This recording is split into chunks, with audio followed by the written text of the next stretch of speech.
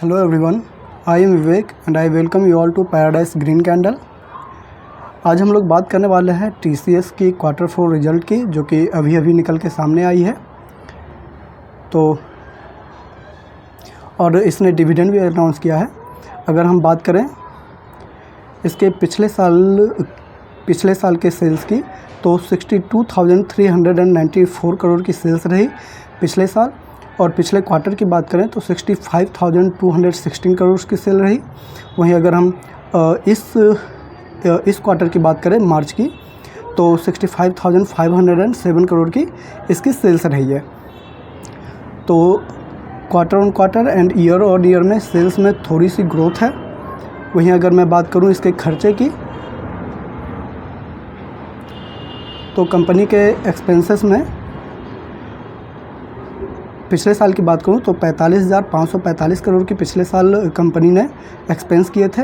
वहीं दिसंबर 2024 की बात करूं तो 48,550 करोड़ की खर्च थी कंपनी की।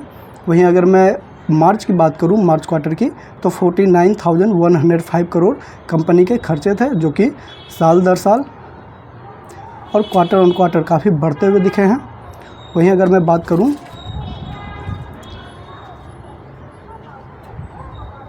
कंपनी के नेट प्रॉफिट की,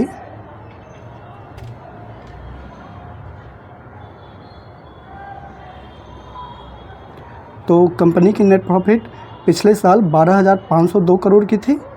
वहीं पिछले क्वार्टर में 12,444 करोड़ की थी।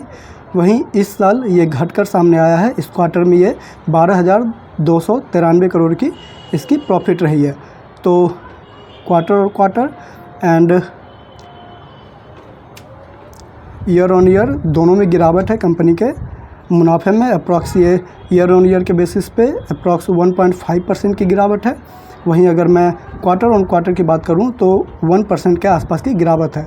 तो मार्केट की ये एक्सपेक्टेशन थी 64,600 करोड़ के आसपास की इसकी रिवेन्यू रहेगी, और उसके ही आसपास अप्रॉक्स 1% गिर के रिवेन्यू भी आई है, और अप्रॉक्स 1.5% की गिरावट हुई है इसकी प्रॉफिट में भी। अगर मैं इसकी EPS की बात करूं तो पिछले साल EPS 34.37 की थी।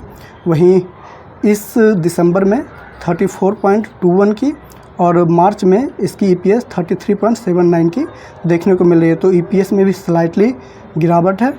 वहीं अगर मैं बात करूं तो TCS ने डिविडेंड अनाउंस किया है। तो डिविडेंड 30 रुपीज़ पर इक्विटी शेयर की डिविडेंड दी गई है, और ये न्यूज़ जस्ट अभी आज का ही न्यूज़ है, अप्रैल 10 का, जो कि अभी जस्ट निकल के सामने आई है। अगर मैं TCS की बात करूं तो काफ़ी अच्छी IT स्टॉक है। 3239 इसकी क्लोजिंग प्राइस रही थी कल की। आज तो मार्केट ऑफ था।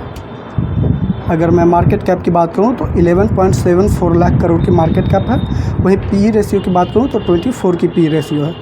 52 वीक हाई की बात करूं तो 4592 थी, और 52 वीक लो इसने 3056 का लगाया है। तो काफ़ी अच्छी कंपनी है। और 90 डेज़ का जो टैरिफ जो लगा था वो 90 डेज़ के लिए पॉज कर दिया है अमेरिकी सरकार ने।